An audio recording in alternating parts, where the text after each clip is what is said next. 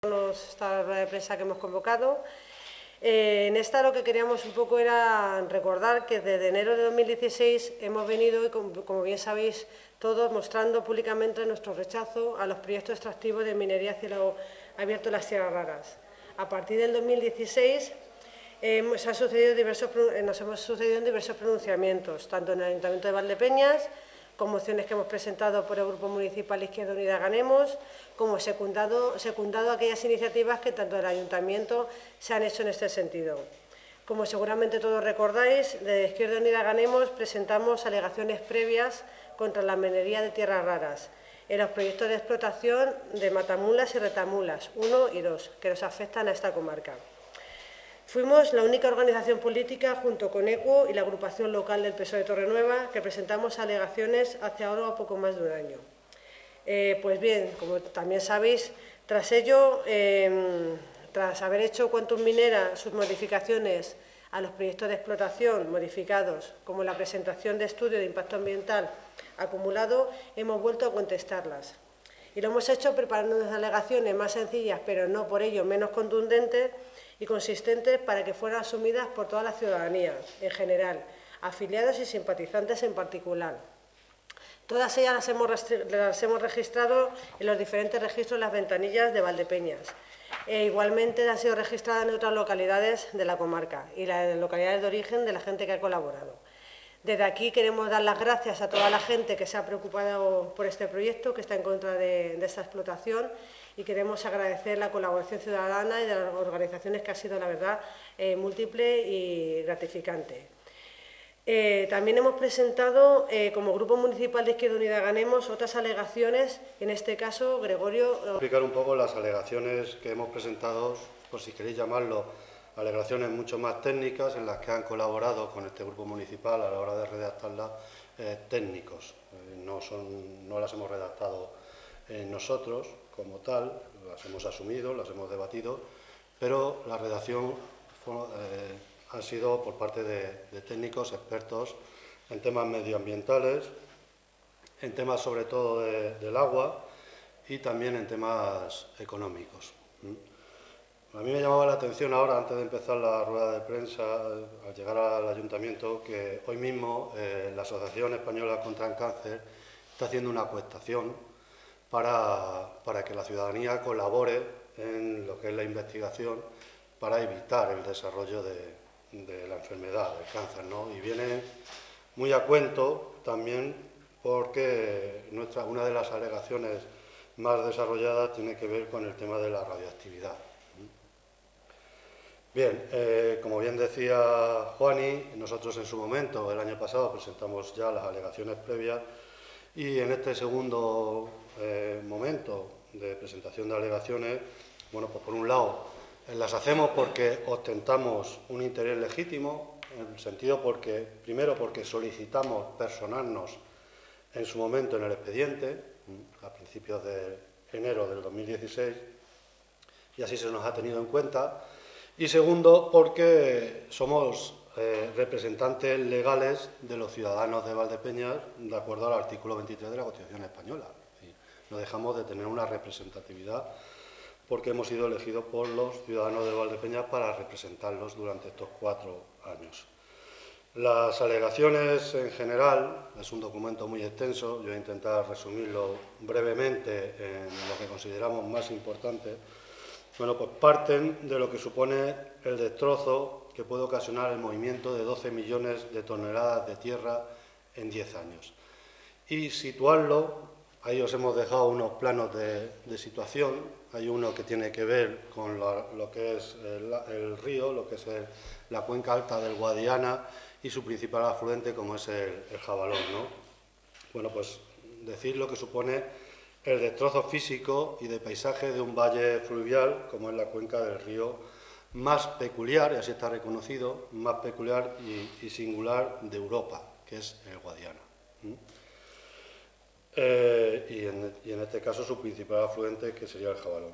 Nosotros consideramos, por encima de todo, que el proyecto tiene una dudosa rentabilidad, por lo que supone un riesgo importante de que la parte final de restauración ambiental se quede sin realizar. y que apunta, este proyecto, y así lo decimos en nuestras alegaciones, apunta básicamente a intereses especulativos. No apunta ni siquiera a una explotación minera a largo plazo. Sobre las alegaciones, especialmente hacemos referencia al agua, ¿no? Pues analizando el informe presentado por Quantum, el estudio de impacto medioambiental, pues lo primero que sorprende es que la explotación minera necesita agua del Alto Guadiana, ¿no? Que está considerado deficitario desde 1987 y que en la actualidad no existe concesión de agua. O sea, no tienen concesión de agua para seguir insistiendo en el desarrollo de la explotación minera. De los 500.000 metros cúbicos de agua que empezaron a decir inicialmente que necesitaban para el desarrollo de la labor extractiva, en la última documentación que presentan del estudio de impacto ambiental lo rebajan a 100.000 metros cúbicos. Supone una reducción muy drástica, ¿no? Una quinta parte, lo que nos hace sospechar que se hace de forma teórica sobre el papel, porque lo que pretenden conseguir es la concesión por parte de la Confederación Hidrográfica del Guadiana, que se les autorice la perforación, ¿no? Y luego van a utilizar el agua que necesiten, sean estos muy por encima de los 100.000 metros cúbicos. Eso es lo que buscan. Y lo hacen porque ahora mismo hay un gran problema en el Alto Guadiana. Sabéis que hay un proceso de concesiones que está todavía en un proceso de control de esas extracciones, es decir, que no se controla de forma real la cantidad de agua que se está utilizando en cada perforación de las que hay de los pozos dedicados pues, a la agricultura, a la ganadería o tal, en el tema del Alto Guadiana, y entonces ellos entran en esa hipotética concesión sabiendo que hoy por hoy existe ese descontrol con el tema del agua. Luego utilizan otra serie de cuestiones que, bueno, pues una es el derecho del agua con respecto a la disposición legal, es decir, que se lo autoricen, otro con el uso de cisternas, etcétera, que no vamos a entrar a explicar, pero que nos parece una barbaridad.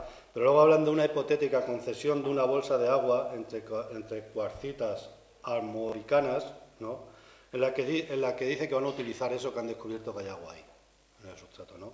Primero dicen que van a utilizar 8,9 litros por segundo, basándose en esa masa de agua situada en esas cuarcitas, que además están situadas en la comarca, en Jaén, entrarían dentro del término municipal, o sea, del término de la provincia de Jaén, ¿no? Pero en realidad, por otro lado, dicen que la explotación minera necesita de 10 a 12 litros de agua segundo, con lo cual ni siquiera con esto les resultaría suficiente, ¿no? Pero luego, por otro lado, hablan de que esa masa de agua tiene una tasa de reposición anual, por lo tanto nosotros alegamos y decimos que no es entonces un agua fósil, sino que si se renueva anualmente, pues es un agua que se mueve y que pertenece, por lo tanto, a la Confederación Hidrográfica, es decir, no es independiente de la propia Confederación Hidrográfica. Por lo tanto, seguimos insistiendo en que el proyecto carece del agua necesaria para el desarrollo de la actividad minera y que incumpliría, y vamos a ir entrando en incumplimientos que se pueden producir si se autoriza este proyecto, incumplirían la Ley de Aguas en su artículo 35. Sobre el tema de la radioactividad y contaminación en todos los sentidos, en su estudio hace referencia, en la página 42 del documento, hacen referencia a un informe de la Comisión Europea en el que inciden que los daños usuales que hasta ahora se han dado en todas las minas de monazita que existen en el planeta, ¿no? Y los señalan como que no son, o que son moderados, o que no son de alta contaminación. Pero no hay, y lo dice el propio documento al que hacen referencia más adelante, no hay en todo el planeta, estoy hablando de todo el planeta, no hay ningún procedente de mina de monazita que realmente tenga un impacto cercano a cero.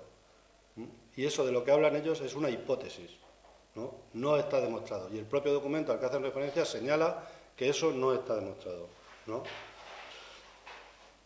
Un documento que hemos tenido que traducir porque está en inglés, pero que viene a decir más o menos que las minas potenciales de tierras raras tienden a tener una huella medioambiental significativa. cuando se aplican rigurosamente la tecnología ambiental y las prácticas de gestión de vanguardia, pueden reducir efectivamente esos impactos a un nivel cercano a cero. Eso es a lo que hace referencia la empresa. Pero puede reducir, pero más adelante el propio documento dice que en ninguna mina de las que existen en el planeta eso se ha confirmado taxativamente y que es una mera hipótesis.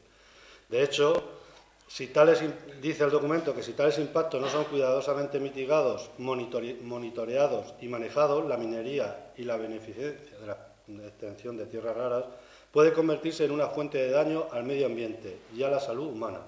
Las consecuencias adversas de las malas prácticas de manejo ambiental en la minería y procesamiento de extracción de tierras raras en China, donde, y lo dice el documento al que hace referencia la empresa, donde décadas de negligencia en el sector han afectado gravemente a los seres humanos y al medio ambiente, constituyen un poderoso aviso al respecto. O sea, eso lo dice así el documento en el que ellos se justifican. Por lo tanto, y bueno, y luego en párrafos anteriores aboga el propio documento porque los nuevos yacimientos, hace referencia a los nuevos yacimientos en el tema de posibles yacimientos en Europa y teniendo en cuenta los problemas medioambientales que pueden traer estos materiales, señala que, bueno, ante los problemas mundiales que ya están reconocidos y la crisis mundial con el tema de la monazita, a raíz del cierre del grifo de China en el 2010, dedica un especial énfasis al reciclaje y la reutilización de elementos. O sea, la Comunidad Europea lo que viene a incidir es que se vaya tendiendo al reciclaje y a la reutilización de elementos por encima de que en Europa se abran minas de extracción de tierras raras, ¿no?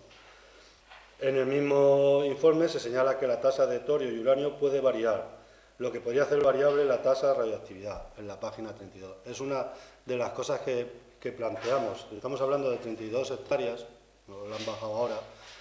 Ellos dicen en las tablas, y te presentan en las tablas, en uno de los anexos, en el anexo W, te presentan que todas aparecen como bajo o moderado, estando donde estén.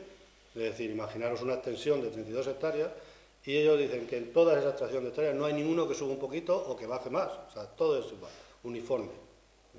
El terreno, la tierra, el espacio físico no es uniforme.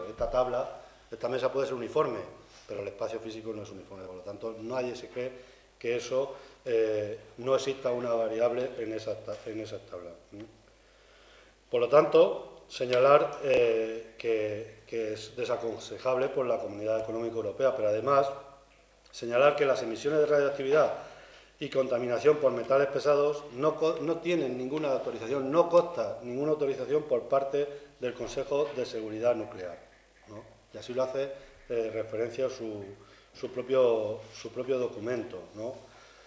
No cubre los objetivos mínimos establecidos en el documento de alcance, ni como instrumento apaciguador de la alarma social que sentimos los vecinos de pueblos más cercanos a la explotación. Dada la composición química de la monazita, aproximadamente un 60% de óxido de tierras raras, más un 20% de P2O5, más un 10% de óxido de hierro, es decir, te está señalando el propio Consejo de Seguridad Radiactiva que no puede ser que en el documento que presenten es imposible que digan que no existe un riesgo de contaminación radiactiva.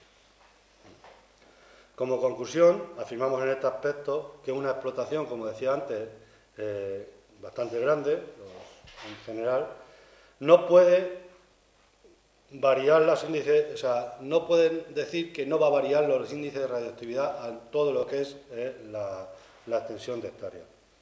Además, el peligro de contaminación de acuíferos, ya de por sí contaminados, y por parte de Europa se nos ha amonestado por problemas de pérdida de la funcionalidad hidrológica e hidrogeólica de las 234 hectáreas donde la explotación minera tendría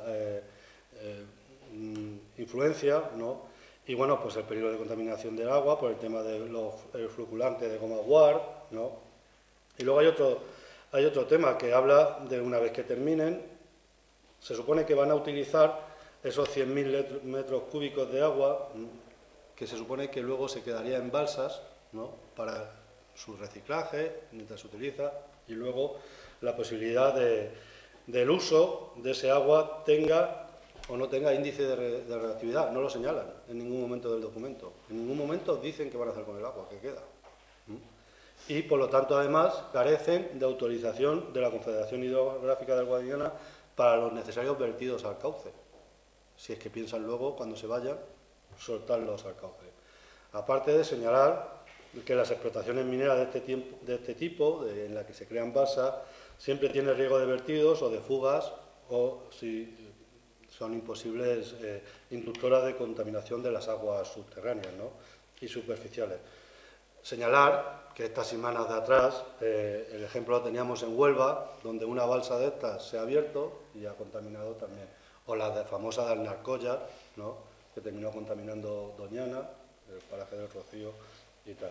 Es decir, bueno, pues eso sería un tema con el tema de lo que sería también el uso, la radioactividad, la contaminación, el peligro de contaminación que puede producirse a partir de las aguas que se utilicen.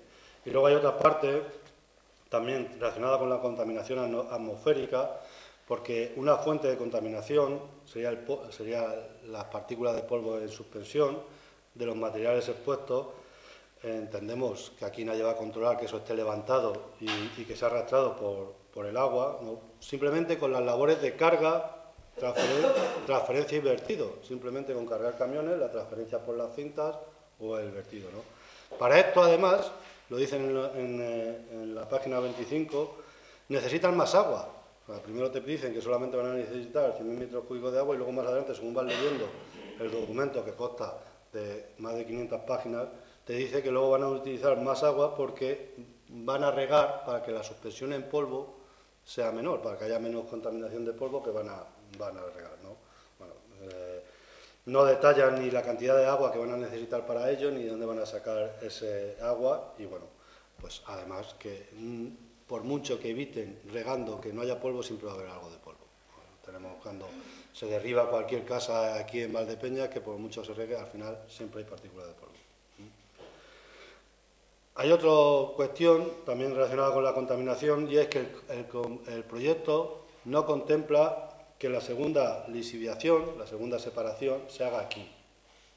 Por lo tanto, lo único que se puede hacer es o bien transportarla a China o bien transportarla a Francia. Y se está transportando un producto radioactivo, con lo que eso supone de costes. Por lo tanto, seguimos insistiendo en que eso es un coste añadido que dificulta la rentabilidad del proyecto, dificulta que este proyecto sea rentable. Y cuando hablamos de la rentabilidad del proyecto, lo que más nos preocupa de la rentabilidad del proyecto es que ya tenemos la experiencia por otros proyectos parecidos en que luego la última fase de restauración no se hace.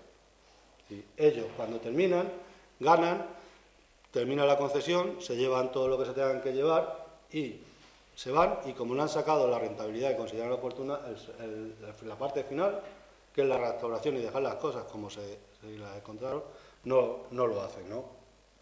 Y otra cosa que nos preocupa también del documento, en la página 340, es que dicen que la explotación se van a ocupar caminos de titularidad pública, ¿no? Y en ningún momento hay... primero nos preocupa la ocupación, usurpación de caminos públicos por una empresa privada, caminos que son públicos, no puede cerrar los caminos públicos. Y segundo, en todo este proceso de que la empresa está en la zona, no hay ningún expediente de afectación o desafectación de los caminos públicos a los que hace referencia la empresa. Luego hay otra parte también que nos preocupa, que tiene que ver con que la explotación se realizaría en el corredor entre dos de las zonas que componen la cepa de aves esteparias del campo de Montiel, que lo veis ahí, en este cuadradito.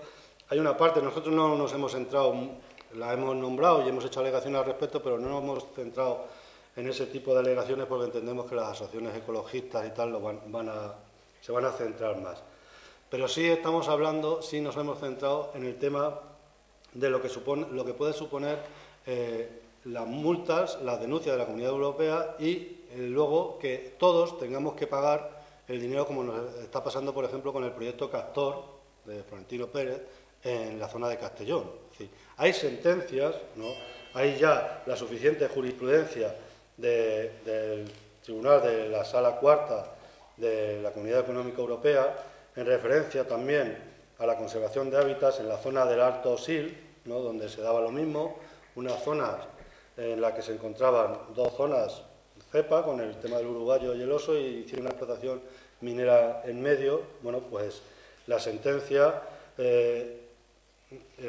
recurre y entonces esa sentencia declara culpable al Reino de España por permitir las explotaciones mineras en una zona de corredor entre dos zonas cepas, que sería lo que pasaría aquí, ¿no? En el mapa ese, si se permite eso, estaríamos permitiendo una extracción minera que puede influir en el corredor de esas dos zonas cepa, con lo cual luego las posibles multas nos toca pagarlas a todos los ciudadanos.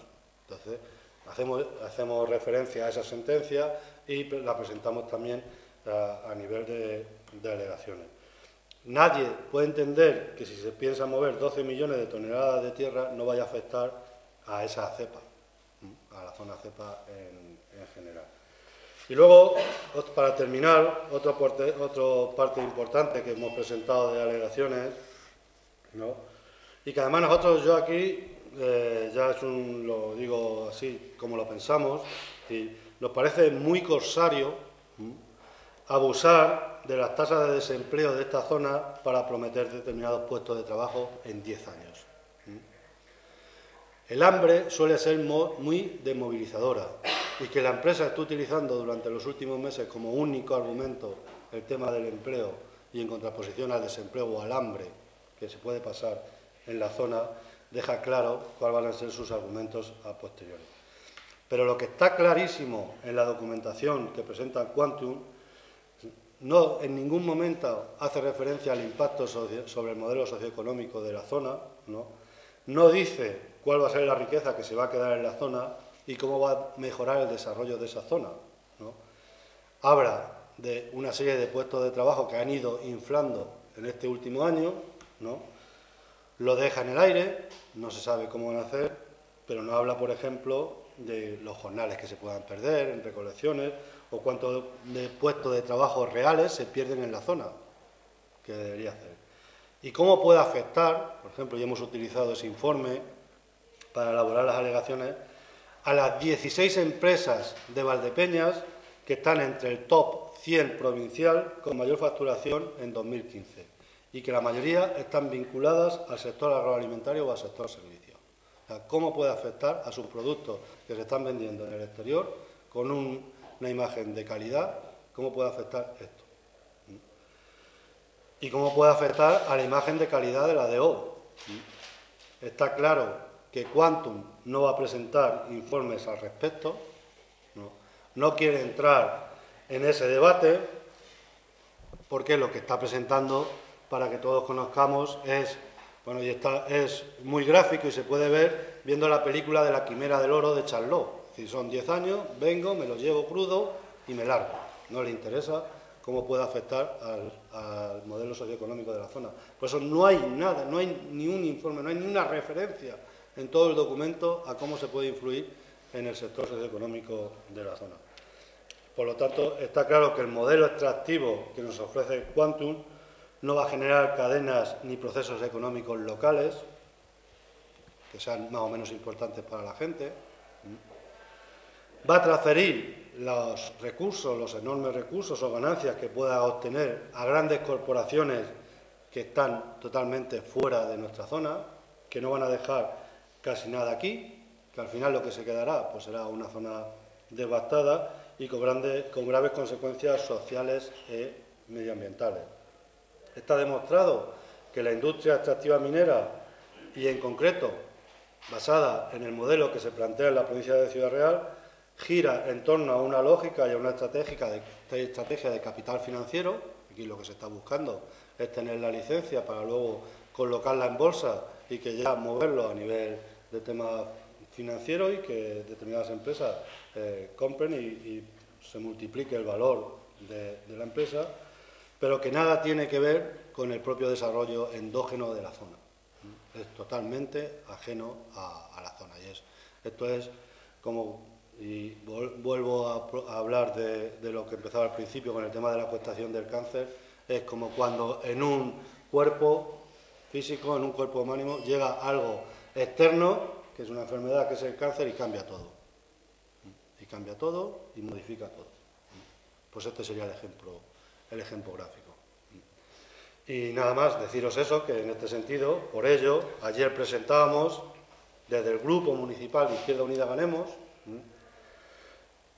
las alegaciones en total, eran más, pero bueno, basadas en esos 4 o 5 pilares, para que se rechacen los proyectos de referencia por su impacto desproporcionado en las poblaciones cercanas a poner en riesgo su salud, su agua, su medio de vida en la agricultura y las industrias agroalimentarias, su herencia cultural y los espacios naturales protegidos de la zona, y sobre todo, en concordancia con los principios de cautela y precaución que tenemos de derecho de la Unión Europea. El principio de cautela y precaución que debe primar por encima de cualquier otro principio o interés. Esperemos, bueno, pues ahora queda un mes mínimo, si no se da una prórroga, para que la empresa conteste a estas alegaciones, y esperemos y deseamos que el Gobierno regional de Castilla-La Mancha, también atendiendo a las 2 resoluciones de las Cortes de Castilla-La Mancha, pues dé ya por cerrado y finiquitado este proyecto y estas intenciones por parte de una empresa que lo único que quiere es llevarse, lo único que quiere, ni siquiera llevarse, lo único que quiere es especular, porque no se lo van a llevar ellos venderían luego, especular con una posible riqueza que existe en nuestra zona a partir de una crisis mundial, como decía, que viene precedida de cuando China cierra el mercado de monazita por unas situaciones también que tienen que ver con la geopolítica mundial.